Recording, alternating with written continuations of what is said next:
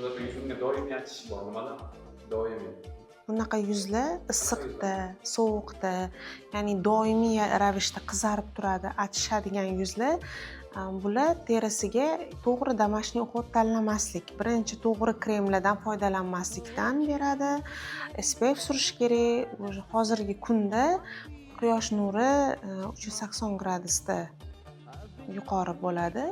O'zi terimiz qizib turadi. Yo'sa quyosh nuridan 2-3 baravar achishish, pigmentatsiya, kupirozlarimiz yorilish shunaqa holatda yuz beradi. No kupirozniy yuz bo'lsa, agar kupirozniy yuzlarimiz juda ham ta'sirchan, qizarib ketaveradi, sag'al narsaga suv tegsa ham, krem sursa ham, har xil sivritka maskalardan foydalansa ham terisi xohlamasa, yoqtirmasa, demak achishib ketaversa, demak uni yuzini har xil kosmetikalardan buzilganligini oqibatida ta'sirchan bo'lib qoladi.